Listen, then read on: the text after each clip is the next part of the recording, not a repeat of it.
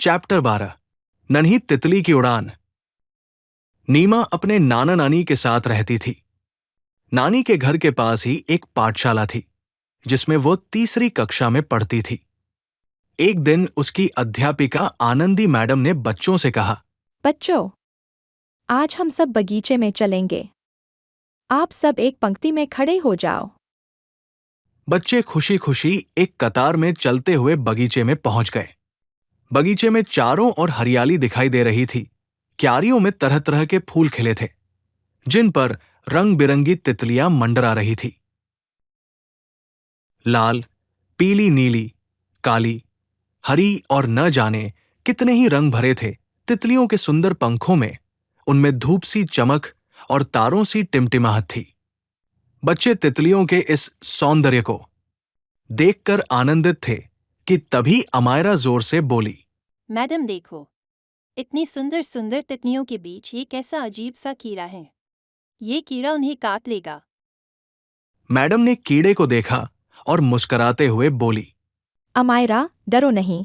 इस अजीब से दिखने वाले कीड़े को इल्ली कहते हैं। इल्ली।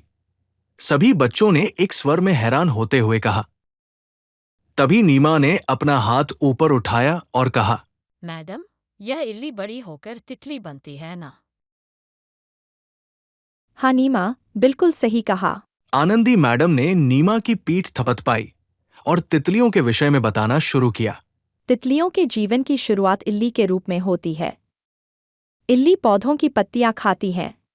अंडे, इल्ली, ककून, तितली। मैडम, फिर तो वो बहुत बड़ी हो जाती होंगी। रोहन ने पूछा। हाँ रोहन, खूब पत्तियां खा खा कर इल्लियां मोटी हो जाती हैं। वे पौधों के किनारे पर अपनी सुरक्षा के लिए एक खोल सा भी बना लेती हैं। इसी खोल के अंदर वे बढ़ती हैं और धीरे धीरे अपना रूप बदल लेती हैं। बच्चों, ये खोल क्या होता इनका है मैडम? सुरक्षा कवच होता है जिसे ककून कहते हैं। आनंदी मैडम ने एक बच्चे के सिर पर हाथ फेरते हुए बताया और सबसे पूछा, अच्छा, अपने चारों ओर देखो, सारी तितलियां कैसे फूलों पर मंडरा रही हैं। क्या कोई बता सकता है तितलियां फूलों पर क्यों मंडराती हैं? मैडम, तितलियां फूलों का पराग चूसने के लिए फूलों पर मंडराती हैं। नीमा ने अमायरा का हाथ पकड़ते हुए उत्तर दिया। अरे वाह नीमा, तुम्हें तो तितलियों के बारे में बहुत कुछ पता है। आनंदी मैडम के स्वर में आश्चर्य मिश्रित प्रसन्नता थी। प्रशंसा सुनकर नीमा को बहुत अच्छा लगा। वो मुस्कुराती हुई बोली, मैडम जी, मुझे तितलियां बहुत पसंद है। मेरी नानी ने मुझे तितलियों के विषय में बहुत सी बातें बताई है। उन्होंने मुझे यह भी बताया है कि ये खूबसूरत तितलियां सिर्फ देखने में कोमल होती हैं, वास्तव में ये बहुत बहादुर होती हैं। बिल्कुल सही कहा तुम्हारी नानी ने। तितलियां सचमुच बहुत बहादुर और साहसी होती हैं।